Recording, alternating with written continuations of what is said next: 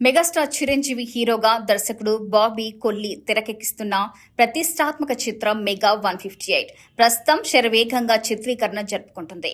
గతంలో వీరి కాంబినేషన్లో వచ్చిన వాల్తేరు వీరయ్య బ్లాక్ బస్టర్ కావడంతో ఈ సినిమాపై కూడా భారీ అంచనాలు నెలకొన్నాయి.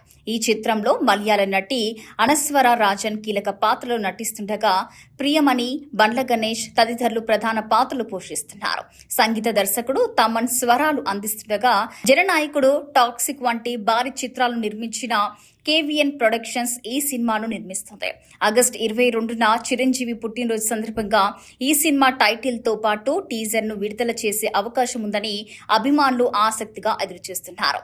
అయితే అంతటికంటే ముందు సినిమా టైటిల్ పై స్వయంగా చిరంజీవే ఓ హింట్ ఇచ్చారు. తాజాగా జరిగిన కొరియన్ కనకరాజు సక్సెస్ మీట్ లో మెగా 158 గురించి అడగగా మైక్ అందుకున్న చిరంజీవి సంగీత దర్శకుడు తమన్ వైపు చూస్తూ సేమ్ టైటిల్ కదిరి అంటూ మాటను మధ్యలోనే ఆపేశారు. దీంతో ఈ సినిమాకు కదిరి నరసింహుడు అనే టైటిల్ ను ఖరారు చేసినట్లు సోషల్ మీడియాలో జోరుగా ప్రచారం జరుగుతుంది. ఇక దీనికి సంబంధించిన వీడియో ప్రస్తుతం వైరల్ అవుతుంది. అయితే చిత్ర బృందం నుంచి ఇప్పటి వరకు అధికారిక ప్రకటన మాత్రం వెలువడలేదు. గతంలో ఈ సినిమాకు కాకాజీ అనే టైటిల్ పరిశీలిస్తున్నట్లు కూడా వార్తలు వచ్చాయి.